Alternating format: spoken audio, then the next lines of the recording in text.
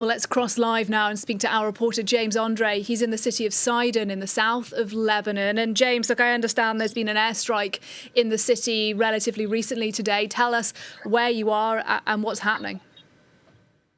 Yes, absolutely. There was an airstrike just a few minutes ago. We were inside the building. We saw the doors move as the blast hit the exterior of that building. And we stepped out to see a huge plume of smoke just lift off over one of the neighborhoods of this city, Sidon. Then we heard the sirens and the first responders going straight there. We saw some trucks, fireman trucks, on their way to try and stop what was probably a lot of damage. What you can see behind me is a huge queue of cars which are fleeing the southern part.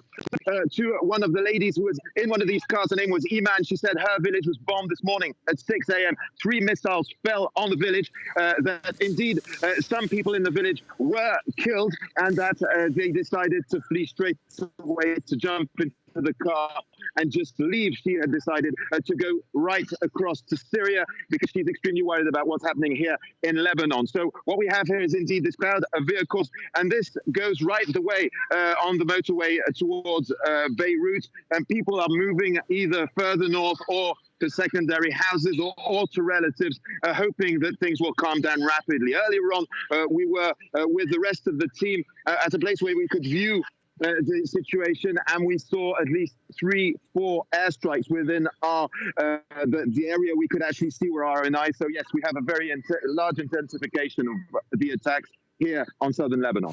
Indeed, James, you're painting a picture of what you've been seeing in Sidon today. Try, if you can, for us briefly to give a national snapshot, if you can. How intensive are these strikes and how are people reacting? We're hearing that schools are closing today, that people are rushing to flee their homes, not just in the south, but in Beirut as well.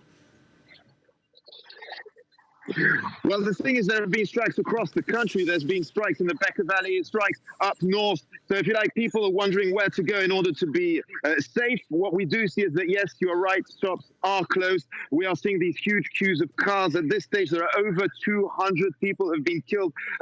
Just today, 900 wounded. So this is very clearly a very strong intensification of the bombing. And as you can see behind me, it is causing panic. These people are definitely trying to leave these areas as quickly as possible. And indeed, we were also earlier on at a hotel on the coastline a little bit further up. We stopped off and talked to the person running this hotel. They said, well, the hotel is full this evening. We've got people who are arriving with their belongings, with their relatives, and we're going to stay at the hotel, hoping that things calm down. So it gives you a pretty good picture of the state of panic here in Lebanon, with indeed all these people rushing for shelter.